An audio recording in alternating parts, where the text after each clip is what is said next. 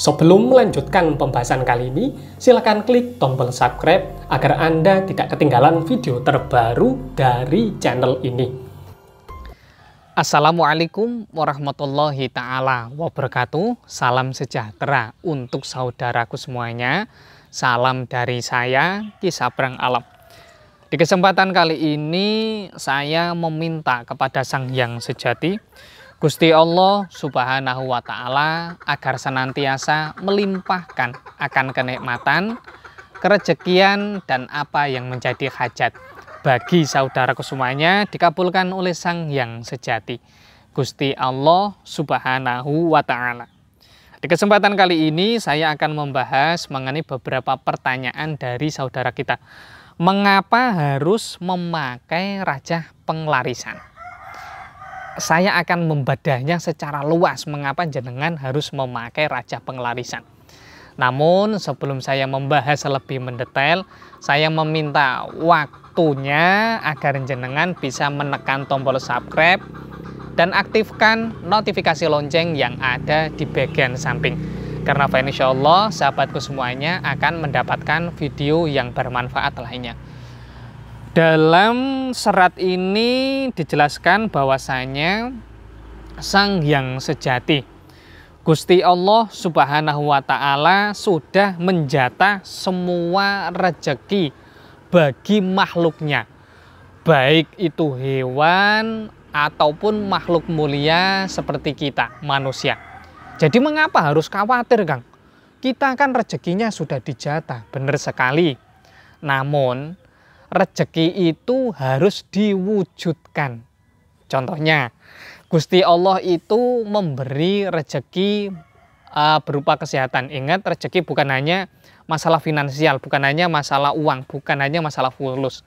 Gusti Allah itu memberi Anda rezeki berupa kesehatan. Kemudian Anda ini pola makannya seenaknya saja, tidak pernah olahraga, kemudian tidak pernah minum air putih yang banyak, kemudian pola hidupnya tidak sehat. Apakah Gusti Allah tetap memberikan rezeki kesehatan? Yang pastinya ya tidak. Rezeki kesehatannya ya tutup ditarik. Karena dunia ini ada akibat, ya ada sebabnya, ada sebab ada akibat. Hal ini saling bersinambungan karena hal ini bagian dari sunnahnya dunia. Jadi meskipun rezeki sudah ditentukan sama Sang Hyang Sejati, Gusti Allah Subhanahu wa Ta'ala, kita harus mengusahakan.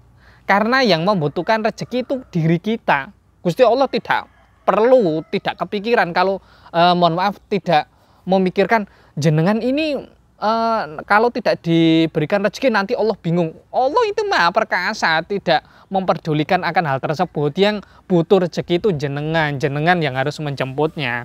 Semacam itu konsepnya. Jangan berpikir konsep yang aneh ya. Karena konsep aneh tersebut merugikan jenengan sendiri. Kemudian dalam hal ini ketika seseorang sudah berjualan, ternyata kok Gusti Allah Subhanahu wa Ta'ala belum melancarkan akan usahanya. Kemudian apa yang perlu dijalankan? Mendatangi Gusti Allah. Mendatangi Gusti Allah caranya bagaimana?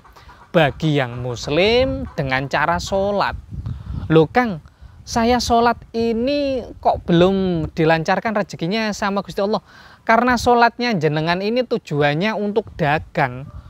Tujuannya hanya untuk masalah materi. Kita sholat tujuannya untuk menghamba, untuk memperoleh ketenangan batin. Dari ketenangan batin tersebut kita dapat berpikir secara cerdas, dapat mempelajari hal-hal yang berkaitan dengan masalah kerejekian kita. Contohnya ketika jualan nasi, ketika sepi bagaimana? Ya kita cari tahu apakah masakan kita kurang enak, apakah ada kata-kata kita waktu melayani kurang baik, ataukah tempat kita ini tidak bisa terlihat lebih nyaman, ataupun menunya itu bosan, itu saja. Dengan kita menghamba sama Gusti Allah, kita ini diberikan intuisi, diberikan insting, diberikan wangsit, petunjuk agar bagaimana caranya menjalankan usahanya itu bisa dijalankan dengan bagus. dengan metode menjalankan beberapa doa, termasuk ada sebagian kalangan guru sejati menyarankan untuk berpuasa. Lah, bagi jenengan yang mohon maaf tidak mau puasa, tidak mau lelaku wirid, salah satu cara yang dipergunakan ya dengan memanfaatkan sarana jimat penglarisan berupa raja. Cara pakainya itu bagaimana, Kang? Begini, energi dari raja itu kan energi spiritual, kerejekiannya harus menyatu dengan jenengan. Lah, tata caranya jenengan harus membuka energi spiritualnya terlebih dahulu. Lah, tata cara membuka energi spiritualnya silahkan jenengan tanyakan sama pakar spiritualnya. Kemudian setelah membuka wadah energinya, menyatukan energinya. Setelah menyatukan, ngecakno ilmune.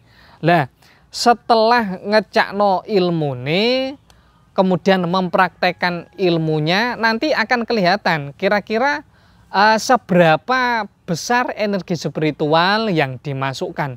Loh Kang, ketika sudah menjalankan itu semua gagal bagaimana? Lah, untuk hal tersebut nanti akan saya bahas di video selanjutnya.